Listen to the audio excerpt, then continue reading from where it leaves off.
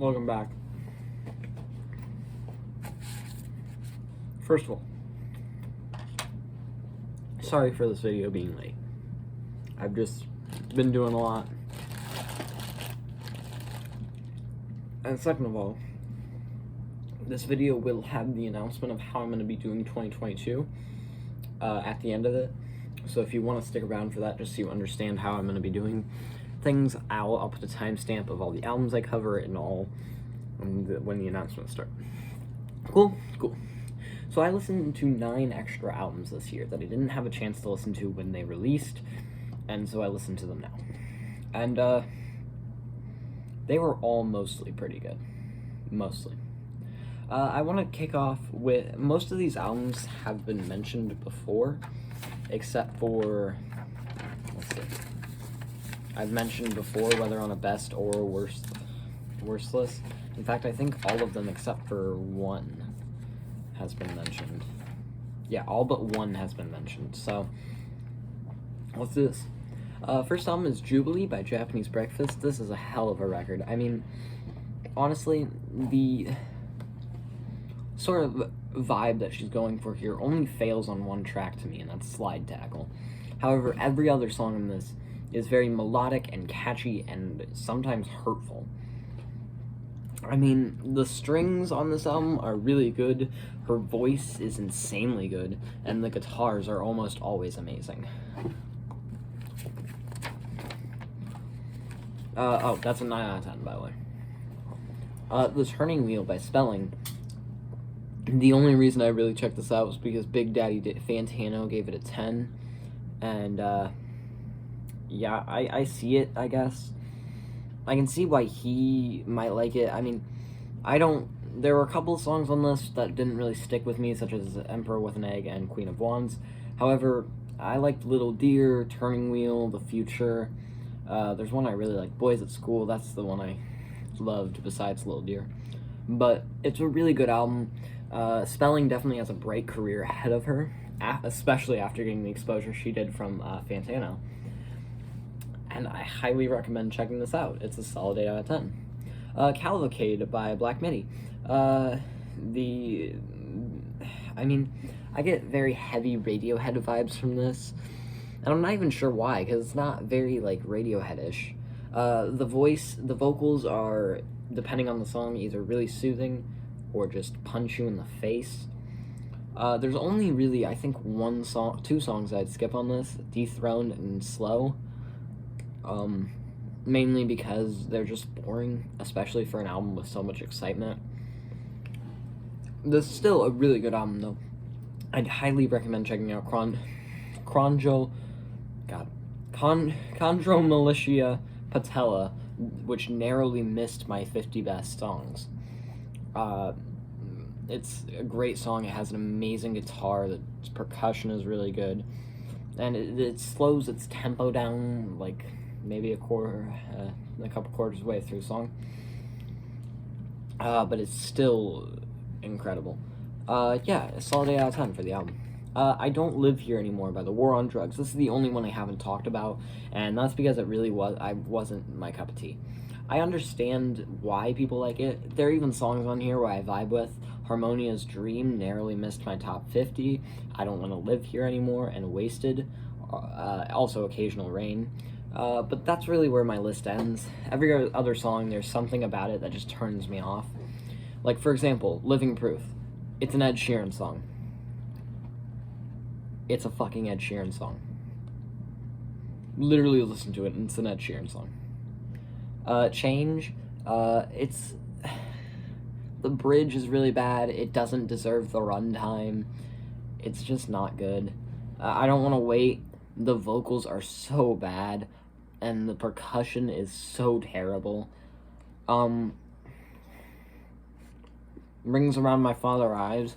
It's the most boring song on the album, especially being centered by Wasted, which has this 80s retro pop feel, and this amazing percussion, and Occasional Rain, which has this these amazing vocals and this amazing guitar.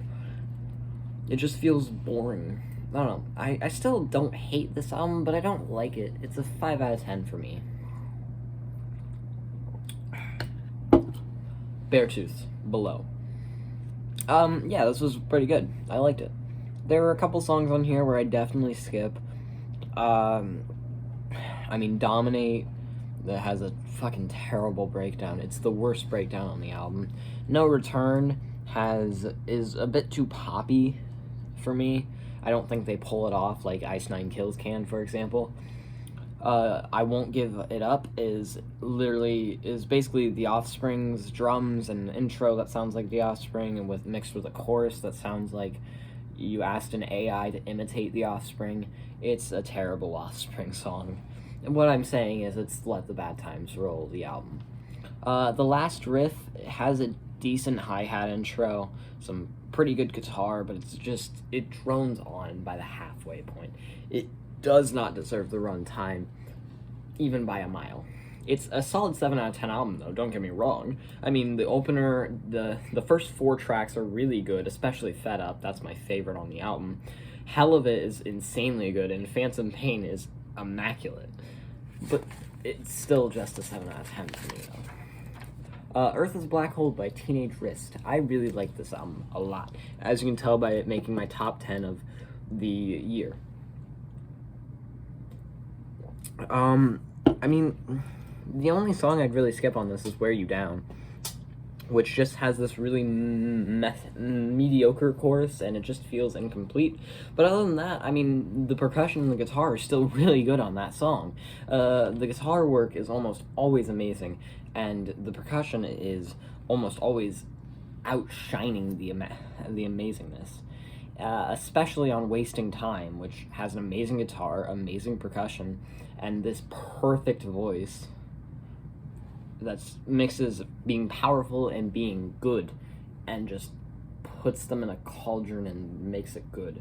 And also, not to mention, this amazing guitar solo that has no right to be on this song, but it is, and it's great. Yeah, no. Or Earth is a Black Hole has the same sort of idea. I mean, the choruses on this thing, by the way, are some of the best choruses this year. High Again is this hip-hop type percussion until it explodes, and it's just so good. You'll be headbanging along till the end. Taste of Gasoline has a hell of an intro, and it's catchy, which is really what I look for in alternative type bands, is how well do I vibe with it, I guess. But also, you know, whether the guitar and the percussion is really good, which it almost always is with this album. In fact, it is always. Yeah, this is a solid 9 out of 10. It's great. Drunk Tank Pink by Shame. I believe this is... Oh, no, there's 2 more. Sorry. Drunk Tank Pink by Shame. Oh my god, I love this. The vocals on this are not great, but it works on almost every song on here except for 2. Great Dog and Nigel Hitter. The chorus on Nigel Hitter is so bad. The percussion is fine, and the bass is shit. I mean, also 6-1, by the way. I hate that song. Great Dog, it sort of kicks in. The shit vocals don't really help. It's about thievery and canines, and that's literally what I read on Genius's website. You can go look at it. Where the artist themselves literally said that's what it's about. The vocals really just annoy you by the halfway point. There's the boring lyrics, the mediocre guitar just do not help. And 6-1, it has some chill drums. It's about exposing himself. I mean, it's not bad in concept and theory. However, in execution, it just doesn't work for me. I get it if you like it, but it just doesn't for me. It's still a good album, though. Don't get me wrong. Don't get me wrong. The intro alphabet is insanely good. It's very simplistic, but it still slaps. The lyrics, a bit weird for an opener, but I don't even mind because I like it. It has an amazing intro, and it has some amazing percussion. Born in Luton has a great bass, a great switch-up, and, you know, it's about being locked outside of his apartment, which is already a weird concept, but I don't even mind. But boosts it to being so much more, and you can feel the panic in his voice. It's great. I mean, Water in a Well is about people in general, just people. And it's really fun, and it has this amazing bridge, and it's a great song. I recommend listening to it highly. Yeah, I mean, it's a great album. I highly recommend listening to it, even the 3 tracks I didn't like. It's a solid 8 out of 10 for me. Yeah. Glow On by Turnstile. I don't even have much to say about this. I just want to say a couple of things. This is the Descendants album done right. Descendants try to go for shorter songs, and while Turnstile has songs that are considerably longer when compared, they're about like 2 times the length, they still sort of do a shorter sort of thing, and it still works really well. They manage to say everything they want to say in a 2-minute interval, making songs snappy and quick, but meaning they have to blow up in your face, and it entertains you, and the blow-ups aren't like retching like on the Descendants album.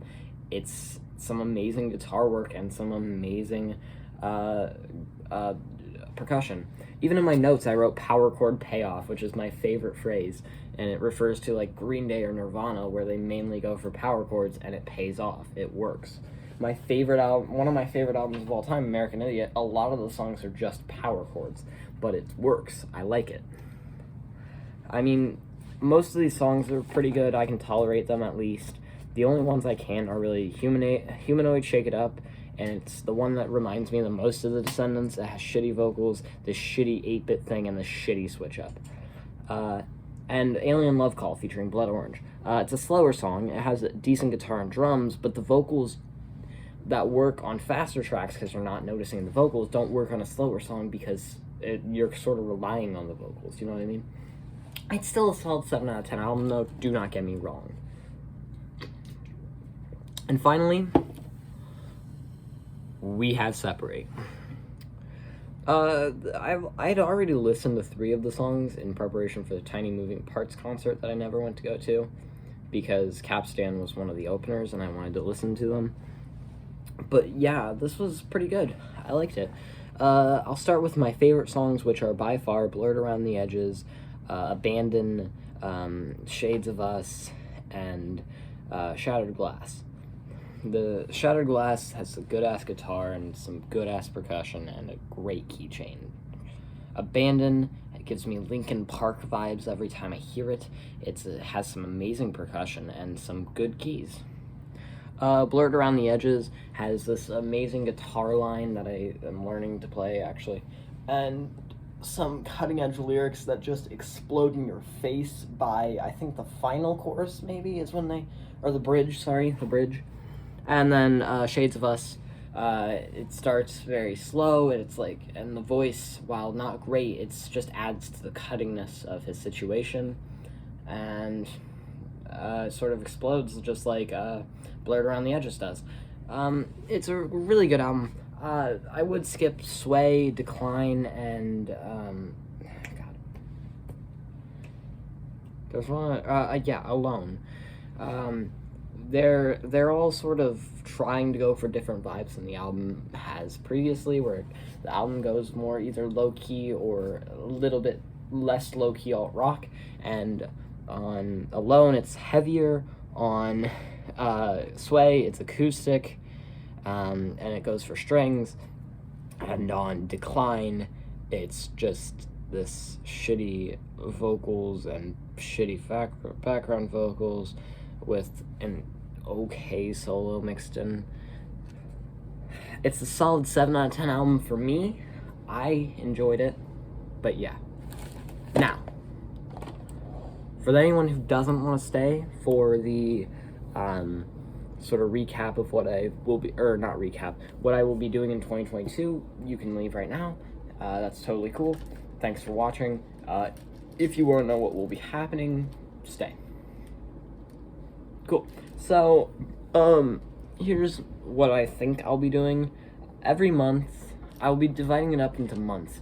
Every month, I'll be doing, I'll be quickly reviewing albums that came out in that month. I'll try to make it around like 15-20 albums, just so you have some content. And I will still be doing individual reviews, but I'll need a lot of thoughts on that album, and I'll need, you know, some popularity behind that album, because it would have been way easier for me to talk about Dancer or Mood Ring, or, I mean, even South Loop Summer. Maybe not South Loop Summer. Even Nurture, in just one of those types of videos where they just are quick and snappy, then it would have been to talk about them in a full-length review, which is why I talked about Dancer in my Sorry I Was Gone thing, with the Dells and Aesop's and the Heart Attack Man's EP. Yeah. So individual album reviews will still be there. Every 2 months, I will be doing a discography sort of listen to an artist. I've already chosen the artist for February, and that is the Front Bottoms. But if you want to leave suggestions for artists down below, I will show you actually how I pick, or I'll tell you actually how I pick. I pick based on this principle, and hear me out. So I make a list of 5 different genres: pop, alt-rock, rock, metal, same thing. Not same thing, but you know what I mean. I just lump them together. Rap / R&B and indie. I pick artists for each of those, and then I do a random number picker. It'll pick one artist from each, one artist from all of them combined, and then I'll pick one from the 6 that made it. So if you leave a comment, I'll leave them in their respective genre. If your comment gets 10 likes, we'll say, for now, until I realize how many views these types of videos will get. If your comment gets 10 likes, then it'll automatically be in the running for the top 6. Like, it'll be in the top 6 or more if multiple comments get 10 likes. And then your album will have a 1 in 6, 7, 8 chance of getting picked. Or your artist, sorry, I'm used to albums. But yeah, so yeah, I'll be doing that. And every 3 months, I'll be doing a passion project. So, like, for my first one, I've already decided I'll be talking about... God, I have too many records. I'll be talking about this album right here and what I think makes it excellent. I'll be re-listening to every track and sort of making notes and deciding what I like about the songs, some of the lines that, and the overarching theme of the album. That's what I'll be doing for my first passion project. Yeah, so every month I'll be doing a month recap for albums. Every 2 months I'll be doing a discography dive, and every 3 months I'll be doing a passion project. So you get 4 passion projects this year, 6 discography dives, and 12 months listens, I guess. I don't know what to call them yet. But yeah, you'll get that this year. So, yay. Thank you for watching. I hope you have had a great new year. I hope our new year will be great as well. Yeah, so thank you. Peace.